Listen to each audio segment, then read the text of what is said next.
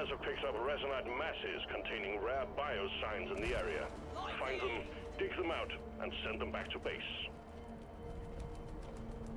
With all the time spent drilling deeper, looks like we were able to discover something new when it comes to the world of Hoxies. We are introduced with a brand new biome and brand new enemies that call this biome its home. It is known as the Ossuary Depths. This biome contains stalagmites scattered everywhere across the caves. When exploring this biome, do expect to find a lot of bones, or rather yet, known as fossils, as it kind of gives you the feeling of traveling through a museum where many exotic life forms have possibly lived here before they of course went diseased.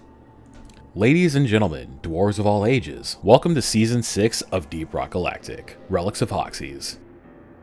In this season, we are introduced with a brand new biome that houses a new species of enemies. Coming along with it is a brand new seasonal event, brand new primary objective, and of course, a brand new season pass filled with 100 levels worth of cosmetics to keep you looking fresh. Along with a brand new cosmetic tree featuring a brand new weapon framework, brand new weapon maintenance paint jobs, and of course, brand new dance moves.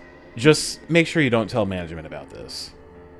To start out, let's take a look at the newest biome, which is known as the Ossuary Depths. As mentioned before, you will find clusters of stalagmites everywhere on the ceilings. This is a biome that can be best described as the Cave of Bones, as you'll find plenty of piles of bones or even fossils of what looks to be deceased ancient life forms, of which we don't know about anything yet. It'll be a little tricky to traverse. Much like Dense Biozone, there is a lot of pitfalls and a lot of holes to get stuck in, and with Ossuary Depths, they seem to be a little bit more extreme, as there's a lot of sudden dips and a lot of sudden rises in the ceilings everywhere. Not quite as big as openings as you get with sandblasted corridors, more like they do feel a little bit more condensed. The Ossuary Depths is rated at 2 for rock hardness, meaning that it requires 2 pickaxe hits to destroy the environment around you. The resources that you can expect to find in the Ossuary Depths are Bismore, which is abundant, and Magnite, which is scarce to find. As far as enemy encounters go, it seems like glyphids are more common to appear on this biome rather than others. It houses the newest discovered species, which is known as the Ossuran. There are 3 types of Osurans to discover. The first one we'll go over is the Scarab. The Scarab makes up the bulk of the Osuran threat. With their wings and small size, they are able to take flight for short periods of time, rendering them capable of striking from the ground as well as from the air. Despite being smaller than your average glyphid, the Scarab is surprisingly bulky. This makes them trippy to stomp out before their numbers overwhelm you in close quarters. The Scarab has a weak spot, which is located on the abdomen. This can be hit from either behind them or in front of them. And when the Scarab is flying, they expose this weakness, making it easy for you to hit. Considering they don't have very much health and defense, they are pretty easy to take down if you can hit their weak spot. Weapons like the GK2 can take them down in relatively one hit if you hit their weak spot. Scarabs tend to hide in nests, and they look like this, where it's a dark brownish hue filled with a bunch of bones on it. Once a player comes close enough to it, it will aggro the nest, and a bunch of scarabs will come out of the wall to attack you. And they come in really big numbers, so be careful when traversing these caves. Up next in the Ossuran family is known as the Pitjaw. We all know that we're scared of cave leeches, but this will make you scared of walking on the ground. This is technically known as the ground version of a cave leech. It doesn't move, but it stays stationary, waiting for a helpless victim to step in its jaws to trap them into the ground. If an unlucky dwarf happens to get close enough, the Pitjaw strikes, rendering the victim player disabled. This will require your teammates to shoot it to break you free. Unlike cave leeches, the Pitjaw is a lot tougher than a cave leech. For these buggers don't go down so easily. After a certain amount of time, once it takes damage, it will then burrow underground and relocate itself for then to strike its next target, so be sure to finish them off quickly. My preferred method of finishing them off is of course with explosives. You'll be able to easily identify a Pitjaw by looking into the ground, and you can see appendages and its skull peeking out with their appendages twitching very constantly. A very helpful tip is to ping a Pitjaw, for once it relocates after taking damage, you'll be able to pinpoint exactly where it is when it relocates, for your ping is able to stay on it long enough. A lot of players will resort to using heightened senses when it comes to Pitjaws, but unfortunately with heightened senses, we have a very strong muscle memory of looking up whenever heightened senses goes off. Pitjaws do seem to offer a generous amount of time before they evidently grab you, it's just that stepping on the skull is what instantly triggers their attack.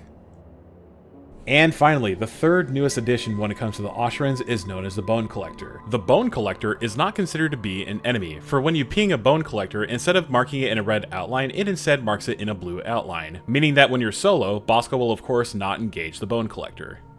When the Bone Collector is shot at, it will retreat, and your objective now is to follow the Bone Collector until it reaches its cave. As the Bone Collector is running away, it leaves behind crystallized particles on the ground, making it easy for you to track down until it reaches its destination.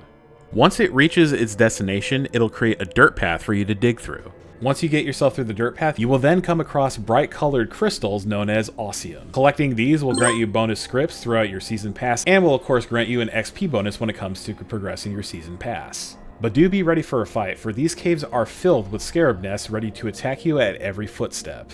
One other thing to mention is that the ossurans are not exclusive to the ossuary depths, for there are chances to come across the ossurans when it comes to other biomes. There is a new warning added within this season, which is known as Pitjaw Colony. This is currently what it's called in the experimental branch, and I'm pretty sure it is subject to change after the update is officially posted. And this of course means that scarabs and pitjaws will also appear in other biomes other than the ossuary biomes. So watch your step, for it is about to get pretty hairy with these things around in the mix.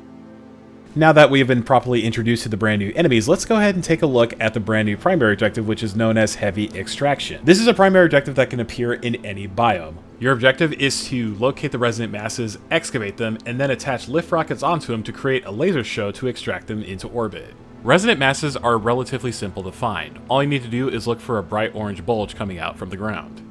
Once you've identified it, you will then need to dig it out by any means necessary by using your pickaxe, drills, or by of course using C4 if you so wish to. If playing solo, you can command Bosco to excavate the resonant mass for you, saving yourself a bit of time for if you're not a driller. Once the resonant mass has been fully excavated, Mission Control will then send in lift rockets. You will then need to attach 4 of the lift rockets by the indicators on the resonant mass, which is easily identified by the bright blue glowing holographic. Once all 4 of the lift rockets have been attached, go ahead and secure them to the resonant mass, and then once all 4 of them are secured, go back to the lift rocket capsule, push the button, watch the fireworks. After all resonant masses have been secured, call on the drop pod to take you home. And that just about covers the new biome, the new enemies, and the new seasonal event. But we're not done just yet, because we of course have brand new cosmetics that are here to help keep you fresh. So let's take a look at the season term. Season 6 will feature orange scripts, which is of course used to unlock brand new swag when it comes to the cosmetic tree, starting with the nose guns. And we're able to work for a brand new framework of weapons, which is known as diesel driven. Rival Tech definitely had me, but this one I think is kind of the cherry on the top. It looks pretty sick. And on top of that, we also have more levels of brand new weapon maintenance war paints. And of course, one of the most notable things to mention in this brand new season is the newest DLC pack, which features new outfits for all 4 classes, a new look for Bosco, your pickaxe, and a new look for your weapons, which is known as Relic Raider of the Lost Ark. And that about does it for the video for today. Thank you guys so much for watching today's video. Hope you enjoy it. Let me know about anything that I missed in the comments below, because I definitely know that I might have missed one thing or two, but thank you guys so much for watching today's video. Hope you guys have fun with Season 6. Rock and Stone.